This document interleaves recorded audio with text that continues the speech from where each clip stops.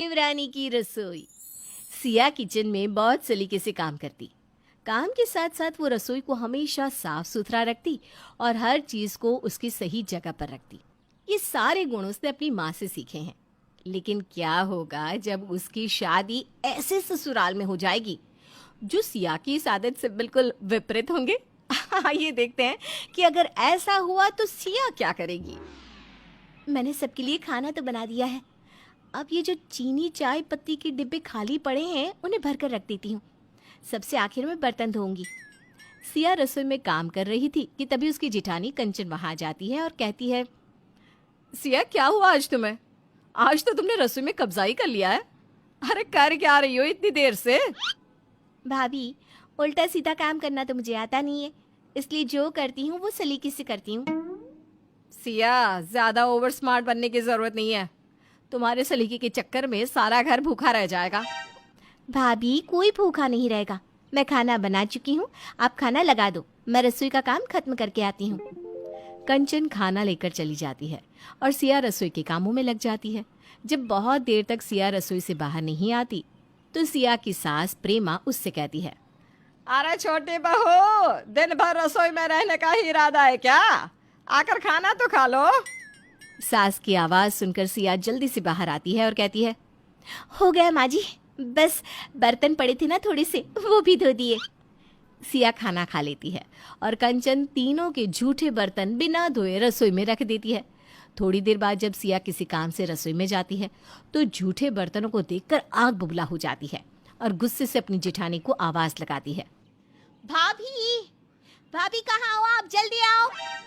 सिया की आवाज सुनकर कंचन और प्रेमा दौड़ती हुई आती हैं। क्या हुआ सिया, तुम ऐसे क्यों चिल्ला रही हो? बहू, सब ठीक तो है ना? भाभी, आपको किसी बात की शर्म है या नहीं? मैं सुबह से किचन में लगी हुई हूँ और आपसे ये 4 बर्तन नहीं धुले, ऐसे ही किचन में छोड़ दिए। सिया, क्या हो गया है तुम्हें? मैं थोड़ी देर में धो देती ना। कब धो देती? भाभी, आप तो 4 घंटे से अपने कमरे में सो रही हो। देखो भाभी, आपको रसोई में आना है तो ढंग से काम करना पड़ेगा, नहीं तो आपको किचन में आने की कोई जरूरत नहीं है। सिया, ये कैसे बात कर रही हो? कंचन इस घर की बड़ी बहू है। जितना तुम्हारा हक इस घर पर है उतना ही कंचन का भी है। सिया, मैं बहुत देर से तुम्हारी बदतमीजी बर्दाश्त कर रही हूँ और तुम मेरे सर पर चढ़कर नाच रही हो। आने दो देवर जी को, सारी बात बताऊंगी उन्हें। फांसी लगवा देना अपने देवर जी से मुझे, और आने दो आप भी जेठ जी को, मैं भी आपकी सारी काम चोरी बताऊंगी उन्हें।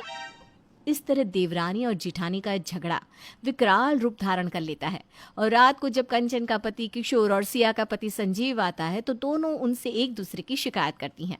तभी संजीव कहता है, तुम ऐसे ही शिकायत करती रहोगी क्या?